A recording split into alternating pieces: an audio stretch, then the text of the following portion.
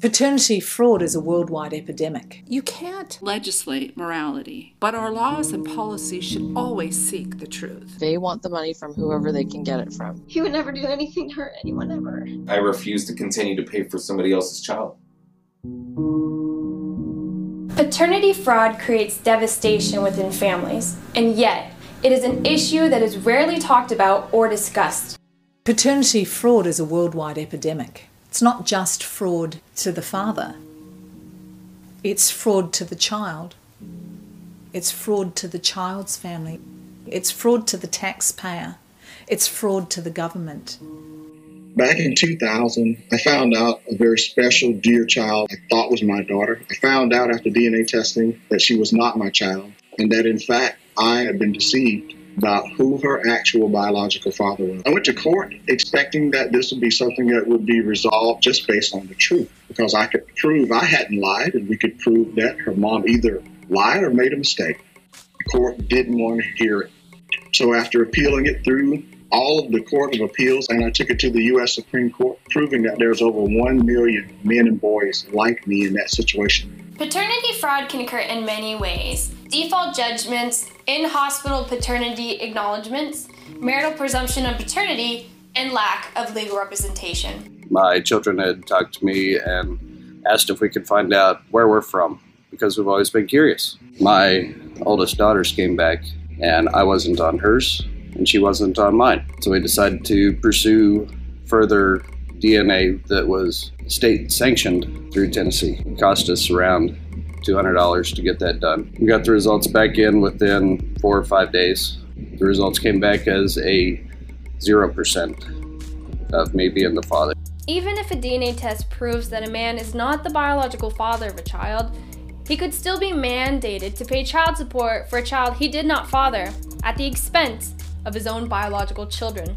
My experience with paternity fraud is being proclaimed to be a father with a default judgment. How it affects my biological children is now they're in a belief that maybe they have another sibling out there. Financially, it affects my children because I'm not capable of keeping up with the bills and certain necessities that my own children need. When it comes down to me working a 40-hour work week, and at the end of the week, I'm being stripped from everything that I work for. Not only does paternity fraud affect men, but women can be paternity fraud victims too. The wife of the guy, the mother of the guy, the fiance, the girlfriend, his sister, his grandmother, his aunt. All of these are people who are often affected because when he can't pay the child support, he goes to jail, and they're often the people who are trying to come up with the money to get him out. Paternity fraud has impacted me personally, emotionally. It's been, it's been extremely emotional. My husband is a sweet, sweet man. He would never do anything to hurt anyone ever. To watch him go through this and to see how it's affected him has just been really, really hard. And to see him being taken advantage of has been really, really hard. He's very trusting. He's a very honest person. She swore to him that the baby was his, and he believed her. This is an issue that impacts men, women, and children throughout the world, and leaves its victims in financial, legal, and emotional distress. This entire experience was emotionally devastating to us. The total for just the attorney is nearly $40,000 and does not include the therapy, which I anticipate will be about $5,000 per year, if not more. I know that my husband has suffered a lot of depression over it. It's just that idea that I'm not really his dad and at some point he's not going to want me kind of a thing. Not only are they taking somebody's money, but they're involving children. I don't know how it can get any worse than that. This is not an issue that is only limited to one segment of the population. In all of the years that I worked with states reforming legislation, so many of our opponents try to say this is an issue that only affects low-income minorities. But there are people who are from all ethnic backgrounds, political, social status, even religious. I've even met 5 pastors who are paternity fraud victims. Our various state bodies have not been willing to measure how many people are affected by it because it would actually point out the need to do more DNA testing. Falsely accused men who fall behind on their child support payments can have their driver's and business license suspended, their taxes intercepted, and can even be jailed for the crime of not fathering a child. As of right now, for what I owe $31,000 and counting. License is already being suspended almost to this point. I've been a supervisor in the oil fields and all that, and as soon as they strip your license, they automatically demote you, take away your truck, take away everything that you've worked hard for. It is often reported that paternity fraud occurs when a mother does not truthfully disclose the identity of the biological father. However, this is not always the case. Well, I am a victim of paternity fraud myself. How so? I was legally separated from my ex-husband and became involved with my daughter's biological father. We had a daughter together, and for 2 years he had a relationship with my daughter, you know, paid child support, we had a relationship, and then after the second year he decided, I'm going to use the presumption of marriage law. He took my ex-husband to court to say he's now the legal father, I'm not, I'm out of the loop. We fought for about 11 years. She was not going to perpetuate a lie to her child, and because of that, now her child is actually fatherless. According to the state of California, her child has no father because she wouldn't pin the wrong man.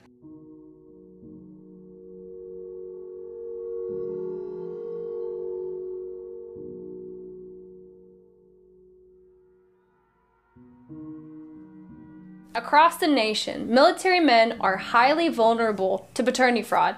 In many cases, this is to take advantage of their income and military benefits. The military benefits that my husband had definitely were a reason why she chose my husband to be the father. That was told to us by her ex-friend that told my husband. He was in the Marines for 6 or 8 years prior, and then he was in the Army. So he had just gotten out of the Marines, and then he had met her and then joined the Army about a year after that. I do believe that him being in the military did make it very easy for her to commit paternity fraud because he was away, and when she became pregnant, she didn't tell him. He had just gotten home and had been home for a month, and then she told him she was pregnant.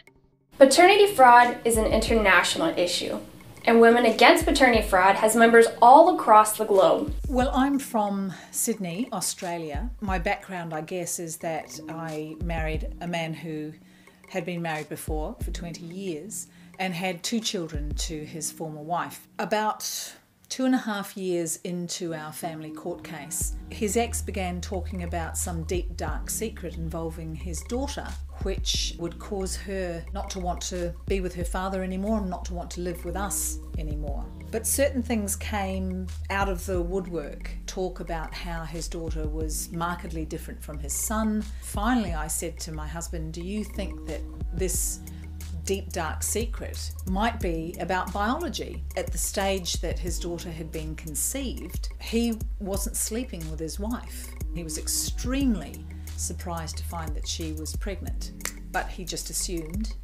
that the child was his. It never occurred to him that she was sleeping with anybody else. We decided to take a paternity test. The first paternity test came back as 100% negative. That is absolutely no possibility of his daughter being his biological child. Very few paternity fraud victims find justice in our court systems, but are there really any winners in paternity fraud cases? It's been almost a year and a half since I last saw her. There's a lot of people that say that with our case, yes, we were a success. We made it through the court case, but there really are no winners in any of this. There's damage done to relationships between myself and the child, between my wife and the child, between my biological child and her as well. Today, there is DNA testing, so there is no excuse for continued injustice. Had mandatory testing been available when my husband's eldest was born, a lot of this could have been avoided. The technology exists, and I think the law needs to catch up with the technology. I was the first person to win this case using that law that says truth does matter. Using DNA to prove paternity matters. Using DNA to disprove paternity matters. And now a young lady is able to find out who her actual biological father is. Women Against Paternity Fraud is a national nonprofit organization that addresses the issue of paternity fraud through our educational, media, and advocacy programs.